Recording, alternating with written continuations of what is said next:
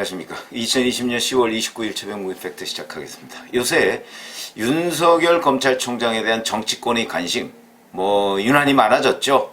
그거는 이제 지난 22일에 대검 국정감사 때 작심 발언을 했다는 것 때문에 그렇고, 그 다음에 이에 대해서 추미애 법무부 장관이 법무부 국정감사에서 반격에 나섬으로써 윤석열 현상이라는 것이 지금 검사 세계와 정치권을 강타하고 있습니다. 이 윤석열 현상의 영향으로 사실은 RN서치 그 여론조사에서 윤석열 검찰총장이 부동의 야권 대선 후보 1위 15%가 넘는 지지율로 1위를 해서 이재명, 이낙연 이 사람들이 대략 20%대 초반 그리고 15% 이렇게 되면 이제 큰 차이가 없어지는 이런 상황이 됐습니다. 물론 윤석열 검찰총장은 아직 임기가 남아있는 그 검사고요. 공무원이고 그 다음에 정치를 할지 안 할지도 모르는 일입니다. 그럼에도 불구하고 야권 지지자들에 대한 기대를 한 몸에 지금 받고 있는 그런 일종의 기대주다 이렇게 얘기를 할 수 있는데, 그러다 보니까 윤 총장 본인은 아무런 이건 정치적인 행보가 아니라고 생각을 하더라도 그의 행보 하나하나를 전부 다 정치적 시각으로 보게 되고, 그게 결국 논란을 불러일으키고 굴러가면서 여야 간 정쟁으로까지 이어지는 사태가 앞으로 계속될 것이다. 내년 7월 25일에 끝나죠, 임기가. 그때까지 계속될 것이고, 그 이후에도 자 그러면 윤석열 이제 전 검찰총장이 정치를 하느냐 안 하느냐 이거 가지고 또 한참 논란이 있고, 특히 야권에서 국민의힘에서 그 부분과 관련해서 대단한 논쟁이 붙을 가능성이 많습니다. 그래서 제가 지금 말씀드리고 싶은 거는 오늘 윤 총장이 대전 고검과 지검을 방문합니다. 바로 이것도 그런 논란의 불씨를 던지는 겁니다. 왜 그러냐면 엄밀하게 따지면 지난 2월 달에 2월 13일이죠? 부산 고검과 지검을 맨 처음 방문했고요. 그 다음에 2월 20일에 광주고검과 광주지검을 방문했습니다. 그러니까 영남 하나 방문하고 호남 하나 방문하고 이제 충청 방문할 차례입니다. 충청에는 잘 아시다시피 대전과 청주가 있습니다. 그런데 고검은 대전고검이 있습니다. 그러니까 대전을 방문하는 게 순서상 맞는데, 그런데 지금 이제 2월달 이후에 8개월 만에 지금 그 활동을 재개하는 거 아닙니까? 왜냐면 총장이 되면 원래 지검을 격려 방문합니다. 고검과 지검을. 그런데 이제 코로나 사태 때문에 한동안 중단됐었죠. 근데 이 시점에, 그러니까 국정감사를 받고 뭔가 한참 뉴스의 초점이 되는 이 시점에 그 방문을 재개한다. 그러니까 이제 또다시 그 포인트가 거기에 그 사람들의 주목을 받게 되는 것이죠. 그런데 또 이게 참 묘합니다. 자꾸 엮으려고 하다 보니까 이런 일들이 생기는 것 아닌가 싶은데, 추미애 법무부 장관이 윤석열 사단을 해체한다고 하면서 많은 윤석열 총장과 가까운 사람들을 전국 각지로 흩어놨죠. 그런데 묘하게 대전 고검과 대전 지검에 이런 사람들이 또 많이 있습니다. 서울에서 대검에서 좌천되다 보니까 그런 것인지, 우선 대전 고검장은 윤석열 총장이 총장 시절에 총장으로 취임하고 나서 같이 근무했던 총장 바로 밑에가 대검 차장검사입니다. 그 대검 차장검사 잘 아시죠? 강남일 대검 차장.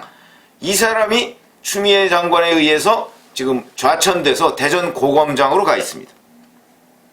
대검 차장을 하면요, 그 다음 자리는 서울고검장 아니면 검찰총장 정도가 됩니다. 그런데 대전 고검장으로 가 있거든요. 강남일 당시 차장검사. 그리고 대전지검장은 또 누구냐? 이두봉이라는 검사인데, 이 사람은 윤석열 첨장과 대검에서 같이 과학수사부상으로 근무하다가 좌천된 사람입니다. 그리고 나서 이 사람은 또 윤석열 서울중앙지검장 시절에 1차장 검사를 했습니다.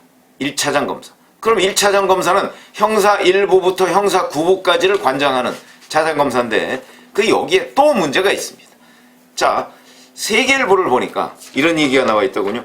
형사 7부가 1차장 검사 산하입니다. 그래서 지금 옵티머스 수사에 대한 2018년 수사 의뢰에 대한 그 감찰을 지금 법무부가 하고 있는데, 그 당시의 수사팀을 중간 지휘했던 사람입니다.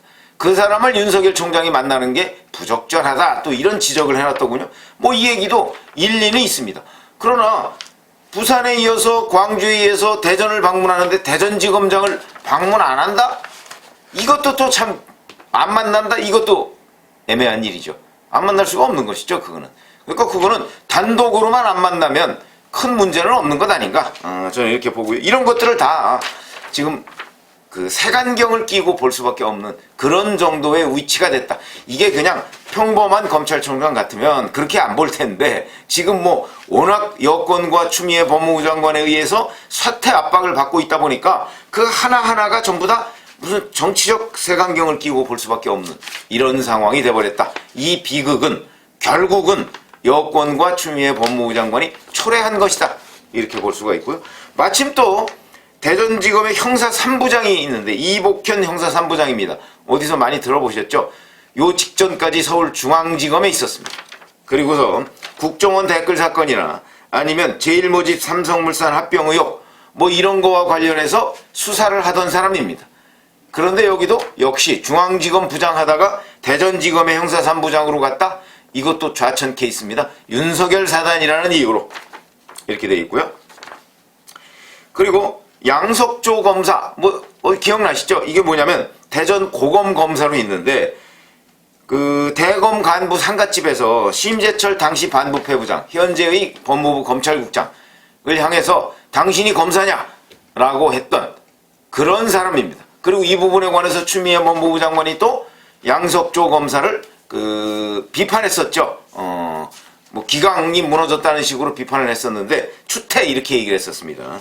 그 당사자가 또 대전고검에 있습니다. 뭐 사실 검사 숫자가 뭐 2200명 정도 좀 넘는다는데 그러다 보니까 윤석열 검찰총장의 이리저리 뭐 검사 생활 뭐 26년인가 했다고 하죠.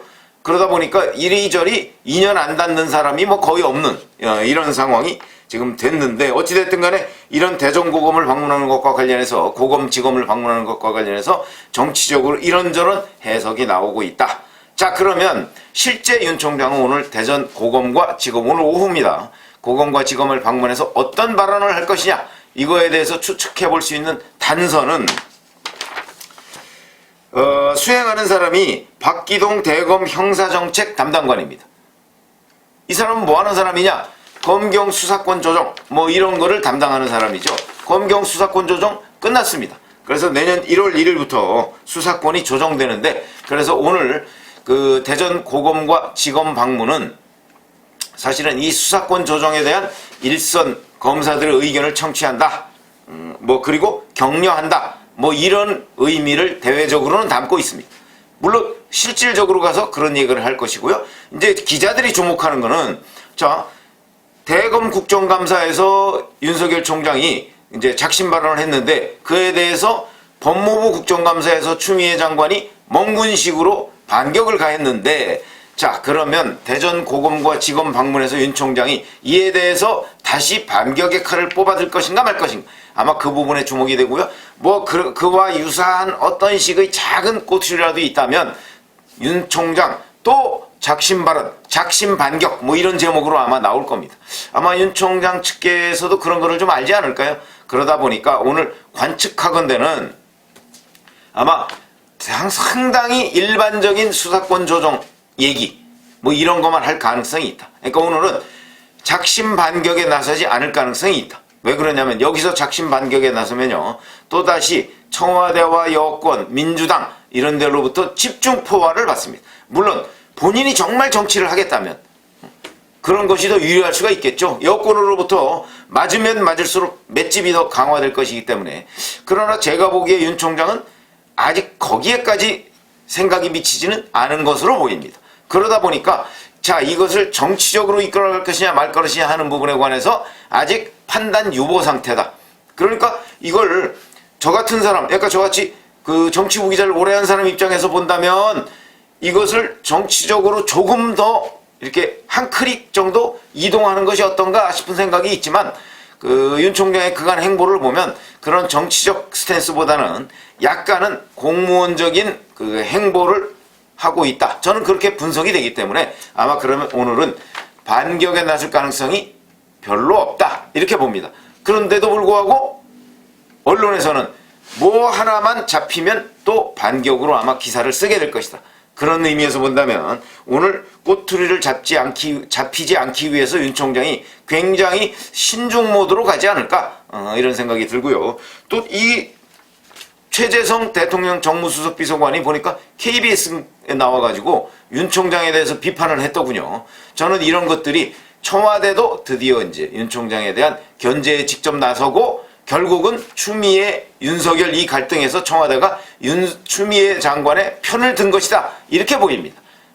왜냐하면 KBS 방송에 나가서 윤석열 검찰총장을 직접 비판했다는 건 정무수석은 대통령의 그 일종의 뭐 분신격이다 이렇게 얘기할 수 있는 거 아니겠습니까? 그렇게 했다는 얘기는 추미애 윤석열 갈등에서는 우리는 확실히 추미애 편이다.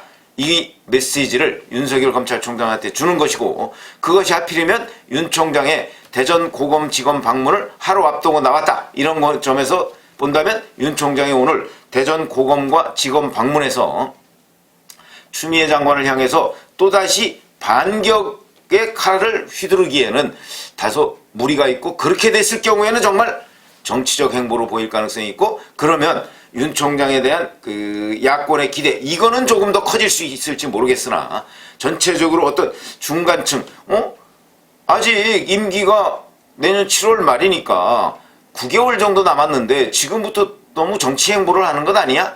이런 비판에 직면할 가능성이 있기 때문에 아마 그런 점을 피하고자 하지 않을까.